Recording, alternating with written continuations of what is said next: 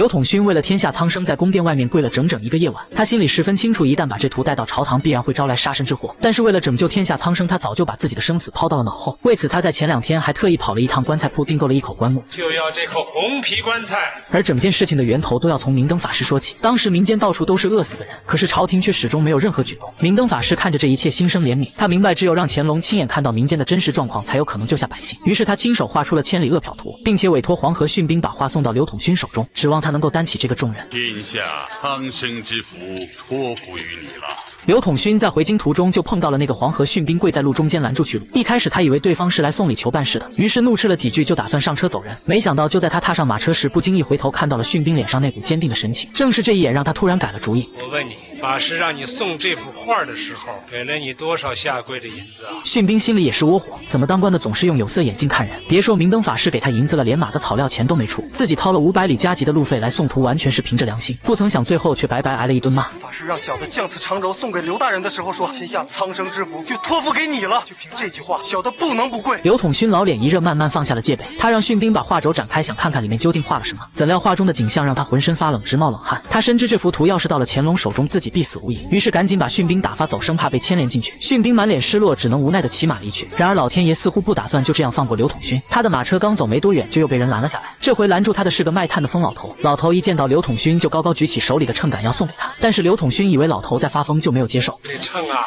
还是你自己留着用。有眼无珠之辈，走开，走开，走！本着少惹麻烦的想法，刘统勋选择绕路离开。但是这一连串的事情让他心里很不痛快，于是他走进理发店想休整一下3000烦恼丝，不料却从老板嘴里得知那个拦路的疯老头以前竟然是江南的县令。老头当年经常扛着大秤到处奔走，还写了万言书，想让皇帝制造10万杆收漕粮用的大秤。您说说，他让皇上打造这10万杆大秤，这不是借这茬儿骂皇上不公吗？刘统勋这才明白了老头送秤的真正用意，原来是想让他扛起天下公道这副重担。于是他急忙戴上帽子，连钱都没付就转身去追老头。不曾想刚出门就听说了一个让他震惊的消息，那个拦路送秤的老头竟然已经自杀了。等刘统勋赶到现场一看，竟发现周围的人都在议论老头临死前说的那些疯话。他说了一句什么疯话？他说这是给大清国烧纸钱儿。刘统勋觉得事有蹊跷，于是赶紧在火盆里翻找线索，果然没几秒就找到了一张没烧完的纸，上面写着治曹策3个字。刘统勋这才明白大家说的疯老头其实从来都没疯，他到死都在为朝廷出谋献策。此刻的刘统勋心中满是悔恨，要是自己当时能领会老头送秤的深意就好了。而老头用自己的命成功让刘统勋注意到了他手里紧握的那枚代表公平的秤砣。此刻一个关乎无数人生死的重大决定正在刘统勋心里慢慢成型，他马上让管家去追那个黄河训兵，好在管家在训兵进宫前一刻把他拦住了。壮士请留步。然而当刘统勋带着画卷回到家时，却发现米大人已经等了很久。刘统勋索性把千里饿殍图拿给米汝成观看，画中凄惨的景象让米汝成大惊失色。在了解了画的来历后，米汝成当即猜出了明灯法师的意图。法师是让你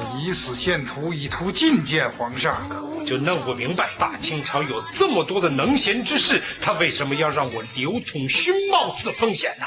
虽然刘统勋想不通自己为何会被法师选中，但是连日来的种种遭遇已然让他下定了决心要拼死献图。而此时的乾隆还被蒙在鼓里，完全不知道即将到来的暴风雨。他召集满朝文武到乾清宫去检验黄河水，这种古老的测量方法向来精准，只要称出每月水的重量，就能推算出来年的降雨情况。乾隆起初还满怀期待，可是随着称重继续，他的脸色也开始慢慢变白。1月之水6斤3两5钱，2月之水6斤2两7钱。黄河水在逐月减少，也就意味着大旱就要来了。乾隆做梦也没想到，自己刚登基就碰上罕见的天灾。此刻的他是既无奈又焦急，只能把全部希望都寄托在大臣身上。这殿子有一句话问问众爱卿：今年如果真是大旱天下，有谁能为朕分担忧愁？满朝文武纷纷跪地上表愿效犬马之劳。乾隆见状，便顺势命人取出了一幅画，甚至得意地说这是田文镜所献的千里江山图。画上不仅画出了大清百姓安居乐业、国泰民安，而且内容完全符合帝王对盛世的想象。但是他做梦也没有想到，今天还有另一个献图者，只是那幅画里的内容和千里江山图完全相反，这无异于一记无形的耳光狠狠扇在他脸上。给朕送图的那个人，朕让他跪在了乾清宫的殿门之外。朕这么做是为了列祖列宗的脸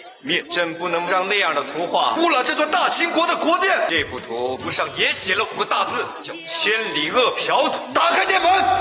刘统勋神色镇定地走到乾隆跟前跪下，他慢慢展开画卷，百官看到画中的景象，无不脸色惨白，失声惊呼。画中的鸡鸣瘦得皮包骨头，眼神充满绝望和无助。有灾民围着枯死的大树拼命啃树皮以求活命，他们大多衣衫褴褛，骨瘦如柴，面色蜡黄，两颊深陷，好像风一吹就会倒下去。更让人心酸的是，饥饿逼得一些人选择了自我了断，甚至在画面的角落里还出现了人吃人的可怕场景。